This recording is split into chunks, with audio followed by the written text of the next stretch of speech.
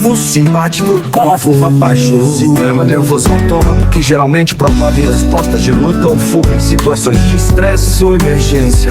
Os neurônios pré-ganglionares originam-se na medula espinhal, especialmente nas regiões torácicas e lombares, segmentos termoelétricos. Essas fibras saem da medula, atravessam os nervos espinhais e fazem sinapse em gânglios simpáticos localizados perto da medula. Gânglios laterais da coluna. Os neurônios pós-ganglionares então enviam fibras para os órgãos-alvo, liberando neurotransmissores como noradrenalina e adrenalina. Essa ativação causa aumento da frequência cardíaca, vasoconstrição em certos vasos, dilatação das vias respiratórias, inibição da digestão e liberação de glicose, preparando o organismo para ação rápida. O que é mais importante, sua função central é preparar o corpo para reagir a situações de emergência, estresse ou esforço físico intenso, garantindo que o sangue seja direcionado aos músculos e ao cérebro de forma eficaz e rápida.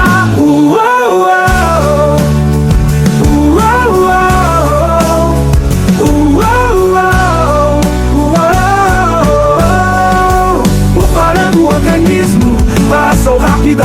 O que é mais importante, sua função central é preparar o corpo para reagir a situações de emergência, estresse ou esforço físico intenso, garantindo que o sangue seja direcionado aos músculos e ao cérebro de forma eficaz e rápida. Como funciona e ocorre? É uma parte do sistema nervoso autônomo que geralmente promove respostas de luta ou fuga em situações de estresse ou emergência.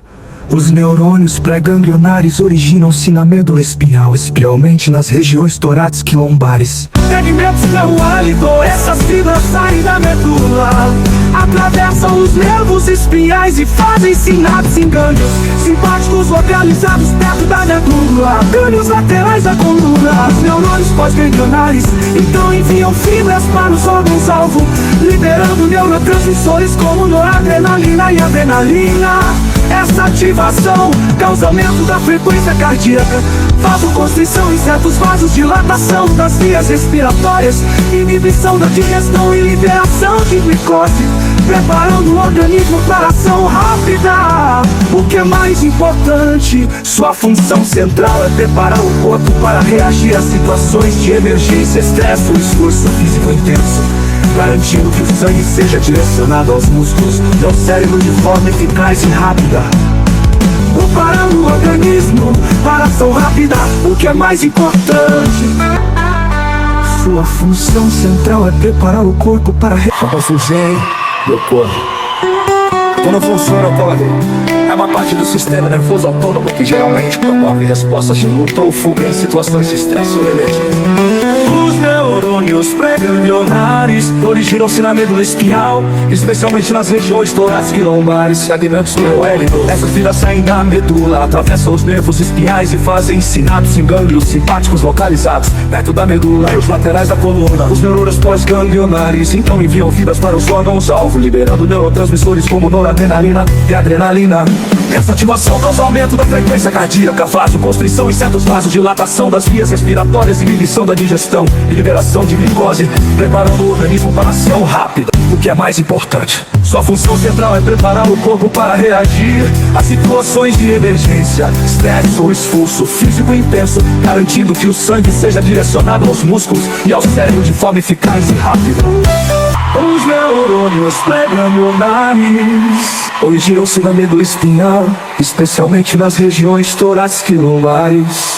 Essas fibras saem da medula, atravessam os nervos espinhais e fazem sinapse em gânglios simpáticos localizados perto da medula e os laterais da coluna. Os neurônios pós-ganglionares então enviam fibras para os órgãos-alvo, liberando neurotransmissores como noradrenalina e adrenalina.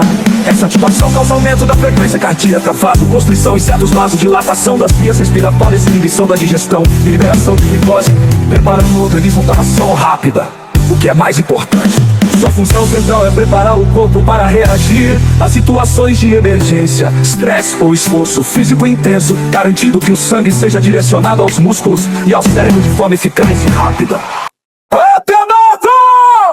O que é mais importante, sua função central é preparar o corpo para reagir a situações de emergência, estresse ou esforço físico intenso, garantindo que o sangue seja direcionado aos músculos e ao cérebro de forma eficaz e rápida. Parasimpático. Como funciona o core? Atua predominantemente na conservação de energia e na manutenção das funções de repouso.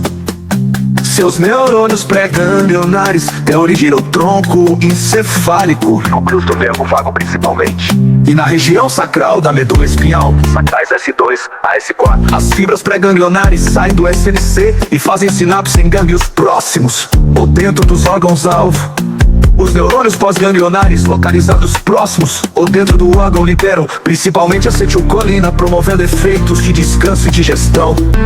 Isto inclui diminuição da frequência cardíaca, aumento da atividade do trato gastrointestinal, aumento da secreção glandular, contração da bexiga, entre outros. O que é mais importante? Sua principal missão é conservar energia, promover a digestão, reparo dos tecidos, relaxar os músculos e facilitar funções associadas ao repouso, recuperação e manutenção do organismo em condições de calma. Sistema nervoso parasimpático. Como funciona e ocorre? Atua predominantemente na conservação de energia e na manutenção das funções de repouso. Seus neurônios pré-ganglionares têm origem no tronco encefálico, núcleos do nervo vago principalmente, e na região sacral da medula espinhal, sacrais S2 a S4. As fibras pré-ganglionares saem do SNC e fazem sinapse em gânglios próximos ou dentro dos órgãos-alvo. Os neurônios pós-ganglionares localizados próximos ou dentro do órgão liberam principalmente acetilcolina, promovendo efeitos de descanso e digestão. Isto inclui diminuição da frequência cardíaca, aumento da atividade do trato gastrointestinal, aumento da secreção glandular, contração da bexiga, entre outros. O que é mais importante? Sua principal missão é conservar energia, promover a digestão, reparo dos tecidos, relaxar os músculos e facilitar funções associadas ao repouso, recuperação e manutenção do organismo em condições de calma. Sistema nervoso visceral, também conhecido como sistema nervoso autônomo externo, é responsável pelo controle voluntário e autônomo das funções vitais dos órgãos internos, como o coração, pulmões, fígado, trato gastrointestinal, rins e outros. Ele opera sem a necessidade de consciência consciente, garantindo a homeostase do organismo mesmo em condições variáveis do ambiente interno e externo. Sistema nervoso visceral autônomo. Como funciona e ocorre? O sistema nervoso visceral é formado por um conjunto de neurônios organizados em circuitos que conectam o sistema nervoso central, Composto principalmente pelo cérebro e medula espinhal, a órgãos, glândulas e sistemas internos. Ele possui vias aferentes sensoriais, que transmitem informações do interior do corpo para o SNC, como alterações na pressão arterial, composição do sangue, distensão de órgãos e temperatura. as vias eferentes Motora, saem do SNC e dividem em dois grandes ramos. o sistema nervoso simpático e o parasimpático, que atuam de forma coordenada e muitas vezes antagônica. Os neurônios eferentes Pré-ganglionares, enviam seus achônios até gânglios autônomos, onde fazem sinapse com neurônios pós-ganglionares, que por sua vez inervam os órgãos-alvo. e é mais importante,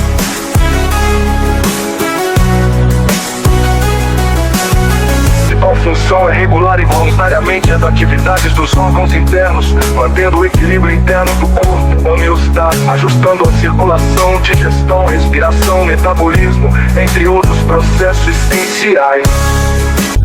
As fibras que compõem os sistemas nervosos simpático e parasimpático são responsáveis pelas vias de funções específicas dentro do cérebro. Essas fibras transmitem informações através das vias aferentes e aferentes, motor e integrador, que controlam as funções automáticas do corpo, como a circulação, a termorregulação e a resposta ao estresse.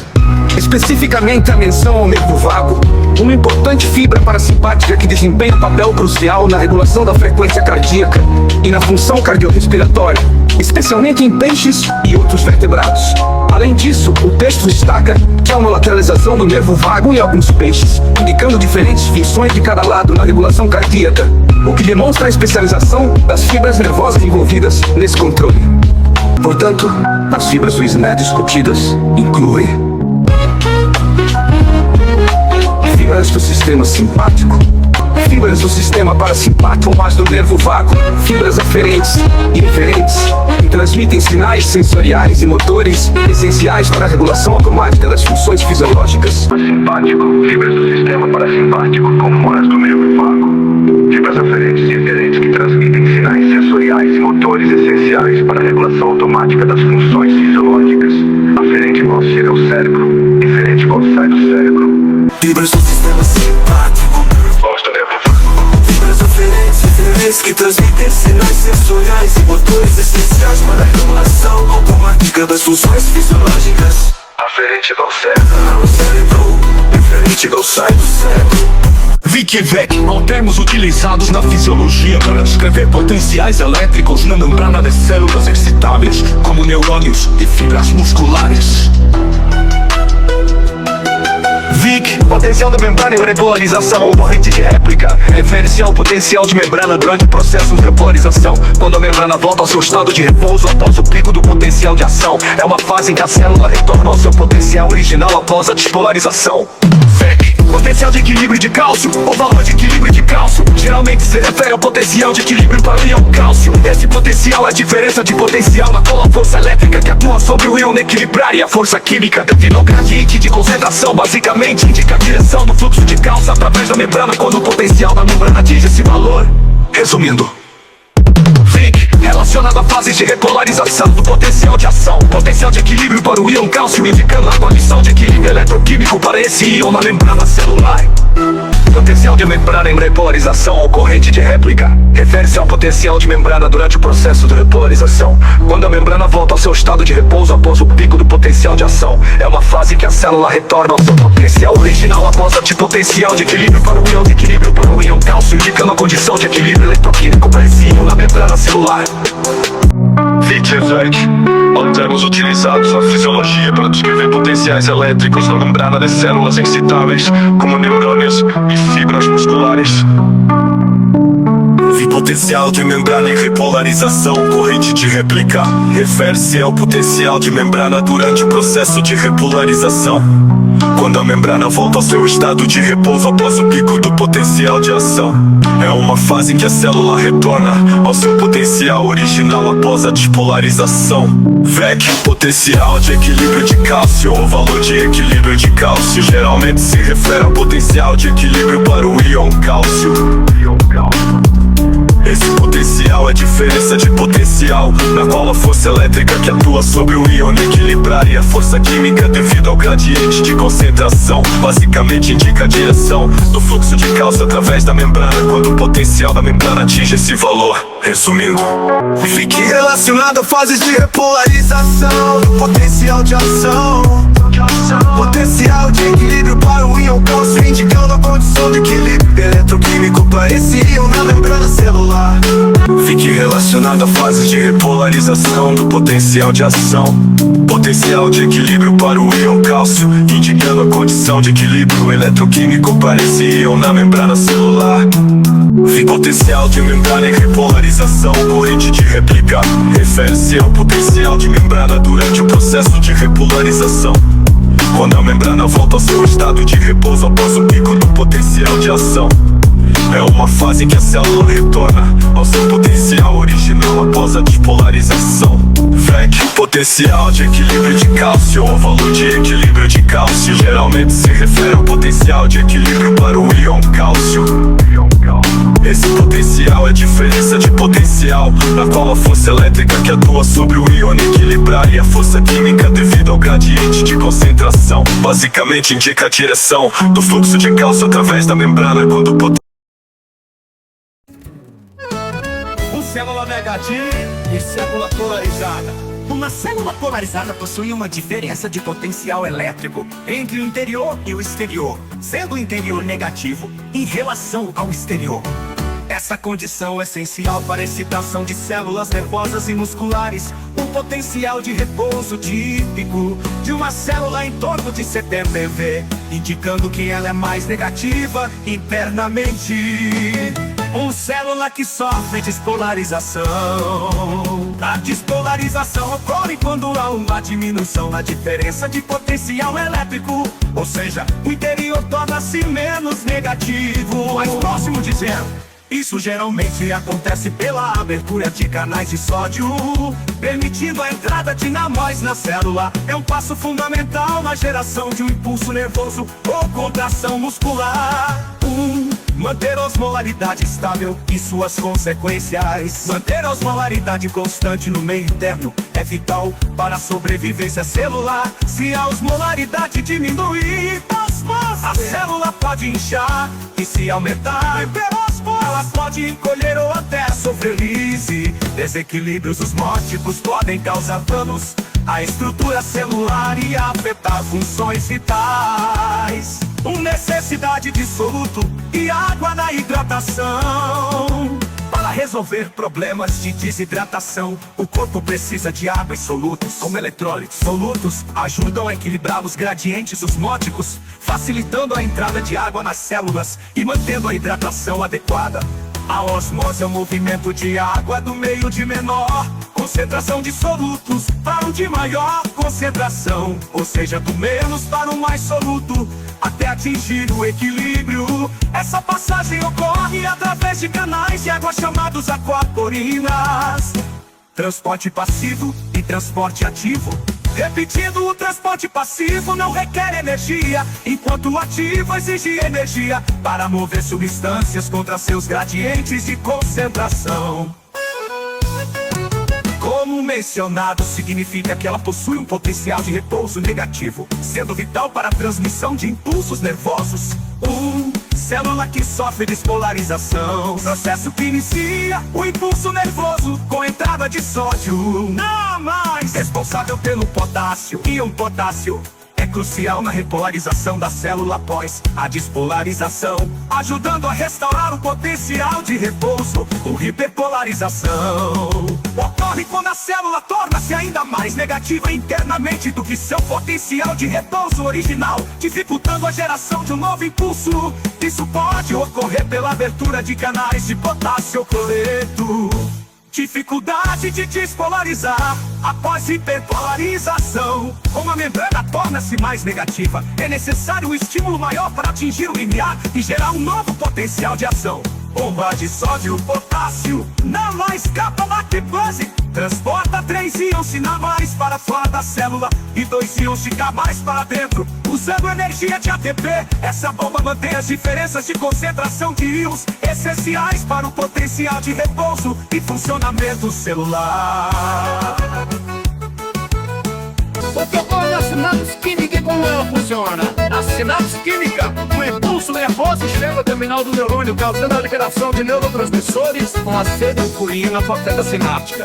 Esses neurotransmissores se ligam aos receptores da membrana do neurônio pós-sináptico, abrindo canais iônicos e gerando um novo potencial de ação. Essa comunicação permite a passagem de sinais entre neurônios ou entre neurônios e músculos. Célula negativa sendo uma polarizada. A célula polarizada possui uma diferença de potencial elétrico interior e o exterior, sendo o interior negativo em relação ao exterior. Essa condição é essencial para a excitação de células nervosas e musculares. O potencial de repouso típico de uma célula é em torno de 70 eV, indicando que ela é mais negativa internamente. O celular que sofre despolarização. A despolarização ocorre quando há uma diminuição da diferença de potencial elétrico, ou seja, o interior torna-se menos negativo, mais próximo de zero. Isso geralmente acontece pela abertura de canais de sódio, permitindo a entrada osmolaridade mais na célula é um passo fundamental na geração de um impulso nervoso ou contração muscular. Por manter osmolaridade estável e suas consequências. Manter a osmolaridade constante no meio interno é vital para a sobrevivência celular. Se a osmolaridade diminuir, hiposmose, A célula pode inchar e se aumentar. hiperosmose, Ela pode encolher ou até sofrer lise. desequilíbrios osmóticos podem causar danos à estrutura celular e afetar as funções vitais. Por necessidade de soluto e água na hidratação. Para resolver problemas de desidratação, o corpo precisa de água e solutos, como eletrólitos. Solutos ajudam a equilibrar os gradientes osmóticos, Facilitando a entrada de água nas células e mantendo a hidratação adequada. osmose. A osmose é o movimento de água do meio de menor concentração de solutos para o de maior concentração, ou seja, do menos para o mais soluto, até atingir o equilíbrio. Essa passagem ocorre através de canais de água chamados aquaporinas. Transporte passivo e transporte ativo. Repetindo, o transporte passivo não requer energia, enquanto o ativo exige energia para mover substâncias contra seus gradientes de concentração. Célula negativa e polarizada. Como mencionado, significa que ela possui um potencial de repulso negativo, sendo vital para a transmissão de impulsos nervosos. O célula que sofre despolarização, mais uma vez, processo que inicia o impulso nervoso com entrada de sódio na mais. Responsável pelo potássio, O íon potássio K+ é crucial na repolarização da célula após a despolarização, ajudando a restaurar o potencial de repouso. Repolarização ocorre quando a célula torna-se ainda mais negativa internamente do que seu potencial de repouso original, dificultando a geração de um novo impulso. Isso pode ocorrer pela abertura de canais de potássio ou cloreto. Dificuldade de despolarizar após hiperpolarização. Como a membrana torna-se mais negativa, é necessário um estímulo maior para atingir o limiar e gerar um novo potencial de ação. Bomba de sódio, potássio, NaK+, transporta 3 íons de Na+ para fora da célula e 2 íons de K+ para dentro, usando energia de ATP. Essa bomba mantém as diferenças de concentração de íons essenciais para o potencial de repouso e funcionamento celular. O que ocorre na sinapse química e como ela funciona? A sinapse química, o impulso nervoso chega ao terminal do neurônio, causando a liberação de neurotransmissores, como acetilcolina em uma fenda sináptica. Esses neurotransmissores se ligam aos receptores na membrana do neurônio pós-sináptico, abrindo canais iônicos e gerando um novo potencial de ação. Essa comunicação permite a passagem de sinais entre neurônios ou entre neurônios e músculos. Tem então para fundo, composição e regulação são essenciais para a manutenção da homeostase, incluindo a composição de água, solutos e o equilíbrio osmótico. Explicação: o meio interno refere-se ao ambiente líquido dentro do corpo, formado principalmente por líquidos como plasma sanguíneo, líquido intersticial e intracelular. Para que o organismo funcione corretamente, essa composição precisa ser regulada de forma precisa, mantendo proporções adequadas de água, solutos, como sais e outras partículas. Essa regulação garante que as funções celulares ocorram de maneira eficiente e que o organismo sobreviva às variações do ambiente externo. Potenciais de difusão: diferentes concentrações de solutos e água podem gerar forças de difusão que influenciam o transporte de substâncias e o equilíbrio hídrico. Explicação: difusão é o movimento de partículas de uma região de maior concentração para uma de menor concentração. As diferenças de concentração de solutos ou água nos compartimentos corporais criam forças que tendem a equalizar essas diferenças. Esses potenciais de difusão, como o gradiente osmótico, são essenciais para o transporte de nutrientes, remoção de resíduos e manutenção do equilíbrio hídrico entre os diferentes compartimentos do corpo. Regulação do volume e da composição do meio interno. Alterações na concentração de sódio plasmático podem levar a condições clínicas como hiponatremia ou hipernatremia, evidenciando a importância do controle do volume e composição dos líquidos corporais. Explicação: o sódio é um dos principais íons que regula o volume e a osmolaridade dos líquidos corporais. Quando há diminuição excessiva de sódio no plasma ou aumento excessivo, hipernatremia, podem ocorrer problemas de equilíbrio hídrico, levando a sintomas como edema, desidratação ou alterações neurológicas. Portanto, o corpo precisa controlar rigorosamente esses níveis para manter a saúde. Conceito de osmolaridade: a medida da concentração total de partículas dissolvidas na solução, fundamental para compreender o equilíbrio hídrico e a troca de água entre os compartimentos corporais. Explicação: a osmolaridade indica quantas partículas de sais, ureia, glicose existem por litro de solução. Quanto maior a osmolaridade, maior a tendência de água a se mover para equilibrar as concentrações, influenciando a quantidade de água dentro e fora das células. Assim, a osmolaridade ajuda a entender como o corpo regula a troca de água entre os compartimentos, garantindo que as células mantenham seu volume e funcionamento adequados. A osmolação funciona através de um conjunto de processos que regulam a composição de água e sais dos organismos, mantendo a osmolaridade no meio interno dentro de limites fisiológicos. Essa regulação envolve principalmente a entrada, saída, retenção e eliminação de água e uso controlada por órgãos especializados em ações hormonais. Como funciona a regulação? Com detecção de mudanças na osmolaridade, o corpo monitora a concentração de partículas dissolvidas no sangue e nos líquidos corporais, detectando se aumento ou diminuição da osmolaridade dos postos hormonais. Quando aumenta a osmolaridade, desidratação ou perda de água, o cérebro libera um hormônio antidiurético, ADH, que aumenta a permeabilidade dos túbulos renais à água. Isso resulta na reabsorção de água pelos rins, formando urina mais concentrada, ajudando a reter água. Quando há excesso de água, hiperidratação, a produção de ADH diminui, reduzindo a reabsorção de água pelos rins. Assim, mais água é eliminada da urina, que fica mais diluída. O ajuste na quantidade de sais. O organismo também regula a quantidade de sódio e outros íons através dos rins e, em alguns animais, por glândulas específicas, garantindo que a concentração de minerais seja adequada às necessidades fisiológicas dos participação dos órgãos e estruturas. Nos rins, a principal função é filtrar o sangue e ajustar a quantidade de água e sais eliminados na urina. Em animais aquáticos marinhos, há mecanismos para excretar o excesso de sal, enquanto em animais de água doce, eles absorvem sais e eliminam grande quantidade de água. Alguns animais, como répteis, aves e mamíferos, possuem estratégias adicionais, como glândulas de sal ou alterações da concentração de urina, para lidar com diferentes ambientes. A osmolação é um equilíbrio dinâmico entre a quantidade de água e sais que entra.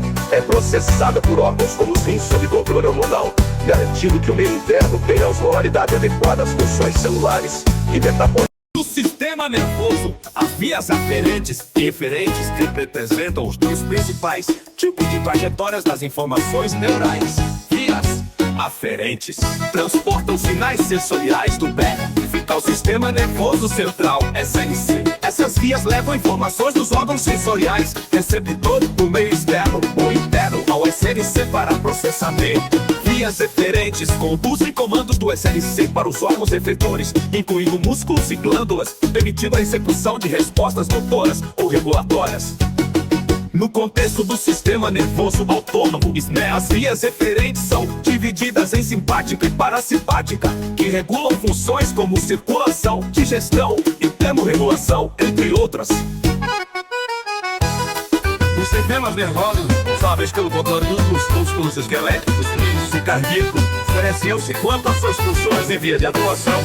Músculos esqueléticos são controlados pelo sistema nervoso somático, por meio de vias eferentes motoras que conduzem impulsos do sistema nervoso central aos músculos esqueléticos, possibilitando movimentos voluntários. Músculos lisos e cardíacos são controlados pelo sistema nervoso autônomo. As vias eferentes do SNER, divididas em simpático e parasimpático, regulam involuntariamente as funções desses músculos. O sistema autônomo ajusta a atividade do músculo liso, como em vasos sanguíneos, sistema digestivo e do músculo cardíaco, para manter funções essenciais e responder a estímulos ambientais. Assim, o controle dos músculos esqueléticos é predominantemente somático, enquanto os músculos lisos e cardíacos são regulados pelo sistema autônomo. Mobilidade e locomoção, proteção de órgãos internos, produção de calor para manutenção da temperatura corporal. Junção neuromuscular é a conexão entre o nervo motoneurônio e a fibra muscular. Permite a transmissão do impulso nervoso que causa contração muscular. Motoneurônio, neurônio responsável por enviar sinais para os músculos, ativando sua contração. Possui terminais que se conectam às fibras musculares na junção neuromuscular. Receptores nicotínicos, localizados na membrana da fibra muscular, na junção neuromuscular. São canais que se abrem após a liberação de acetilcolina, permitindo a entrada de íon sódio, iniciando o potencial de ação. Terminação do neuroplasma motor, o local onde ocorre a liberação de acetilcolina após o impulso nervoso. Essa liberação ativa os receptores nicotínicos, a fibra muscular, componentes dos músculos. Fibras musculares, fibras conjuntivas, vasos sanguíneos e nervos que irrigam o músculo. Organização das fibras musculares. As fibras são agrupadas em fascículos. Cada fibra contém múltiplas miofibras compostas por filamentos de actina e miosina. Proteínas contráteis principais, actina e miosina, responsáveis pelo encurtamento do músculo durante a contração. Proteínas reguladoras principais, troponina e troporiosina, controlam a interação entre actina e miosina, regulando a contração. Proteínas estruturais incluem titina, nepurina e dismina, dão suporte às fibras musculares e mantêm a sua forma. Bomba de cálcio do retículo sarcoplasmático transporta cálcio de volta ao retículo após a contração, permitindo que o músculo relaxe, essencial para controlar o ciclo de contração e relaxamento muscular.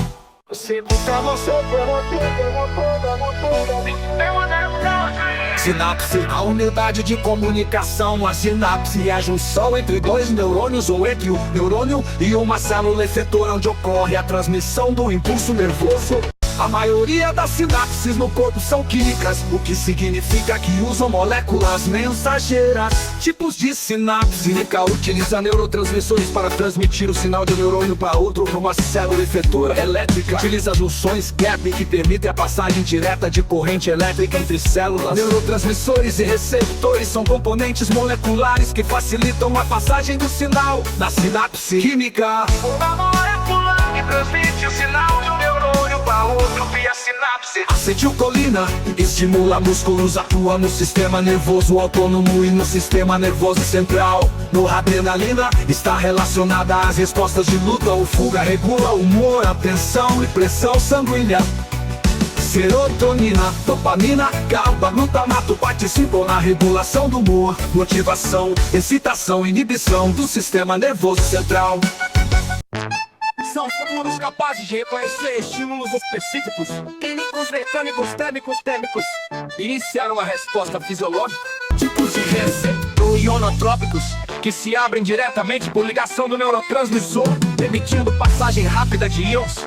Metalotrópicos são receptores acoplados à proteína G. Sua ativação leva a cascatas intracelulares com respostas mais lentas. Junção neuromuscular e contração muscular. A junção neuromuscular é a conexão entre um neurônio motor e uma fibra muscular, onde ocorre a transmissão do impulso nervoso para provocar a contração muscular. Processo na junção neuromuscular.